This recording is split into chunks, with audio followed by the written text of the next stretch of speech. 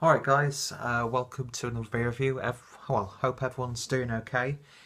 Today I'm actually looking at my first Cloudwater beer, and yeah, I went to a bottle shop that opened up where I live. Well, it's near where I live, back in England in the small town of Wigan, and it's called the Northern Beer Temple. And I only found out that it was here like a couple of months ago, and I think they've been open till March.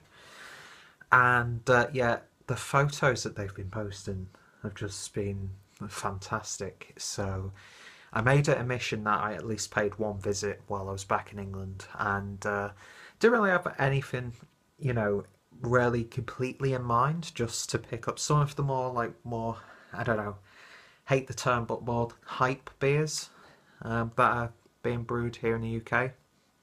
And of course, Cloudwater. A lot of people have a lot of good things to say about them. So of course, I was very happy when I could pick up a bottle of double IPA version 6, because version 8 is technically out as of recording this. By the time the video is uploaded, I think version 9 will be being released. But I'm going to save that for a little bit. Today, I'm actually looking at one that I don't think I've actually seen a review of yet. There probably has been a few reviews on YouTube. But it's the Cloudwater Lapsang Lichtenhainer, which is a 3.6% beer. This is a collaboration between Port Street Beer House. So, yeah, Lichtenhainer. I think it's it's like not an ancient German beer recipe, but it's a beer recipe that seems to have been, lost in the shuffle. And I've seen a couple of breweries doing this one, and I know Sebastian from Fry Guys Beer Tour did was it a Per uh, Lichtenhainer? I think he did a couple of variations on the style as well.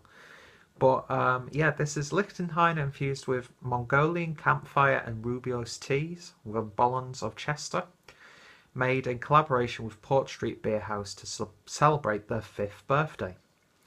So, style Lichtenhainer. Don't know too much about the style.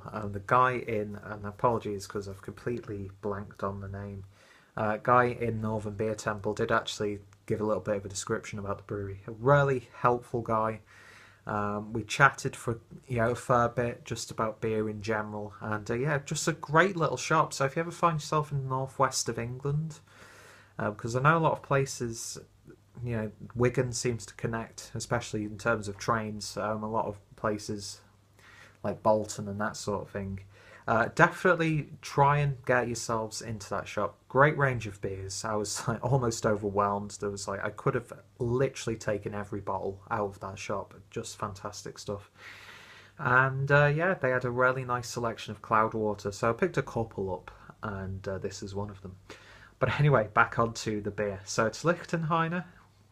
Yeast used is American Pale Ale. Like I said, the ABV is 3.6%.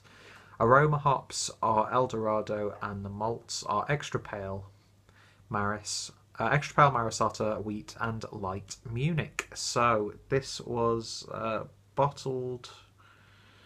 I'm not too sure, but basically goes out of date on January next year.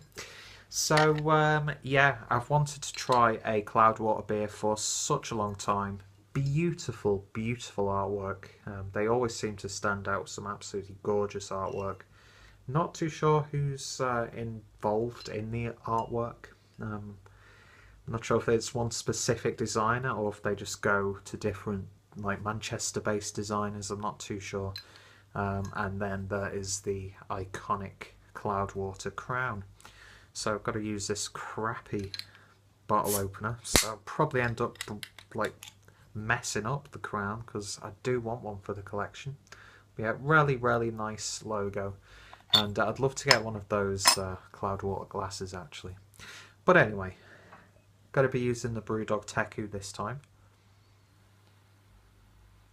You definitely get that sort of sour, almost fermented goes aroma. And yeah, nice amount of carbonation. Gotta leave some in the bottle so I can get my nose in when I give it a sniff and stuff. So beer in a glass, and that's like a nice sort of pale orangey, slightly gold colour.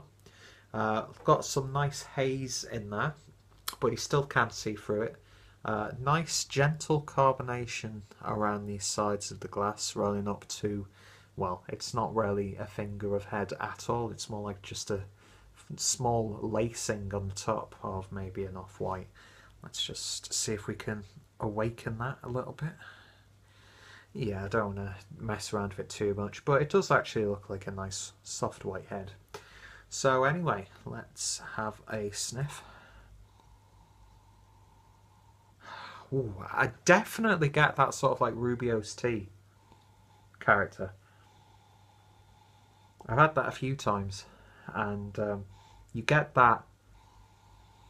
I get peatiness, sort of like almost like a Schlenkerla Rauch beer, almost. Right in the background, and then there's like this sour fruitiness as well. I'm really not too sure what to expect with this, to be honest.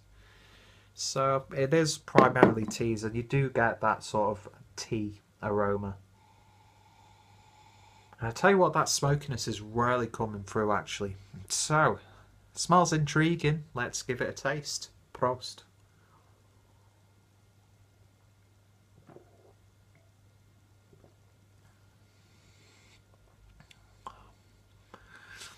Yeah, that smokiness comes through on the taste as well. But it's actually quite gentle and just adds a little bit of an edge to the beer. Again, that Rubio's tea specifically, I can't really describe it because I've only had it a few times. But every time I've had it, it's had some sort of like distinct flavour to it. And I pick that sort of like herbal, slightly spicy, like tea-like quality.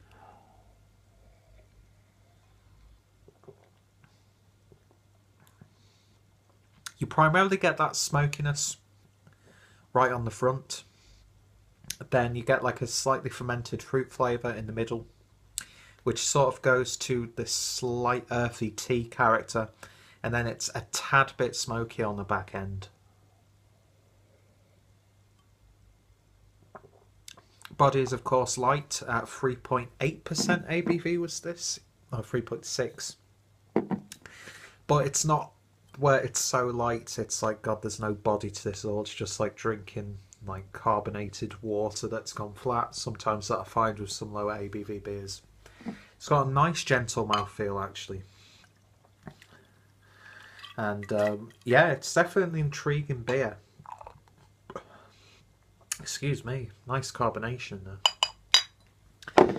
So when I poured the beer in the glass, yeah, look at that, like little bits of tea in that. Really, really nice, like little tea leaves. And it's definitely clouded up a bit. It's a bit more of like an intense orangey colour now. And yeah, beer was pretty much with a white head.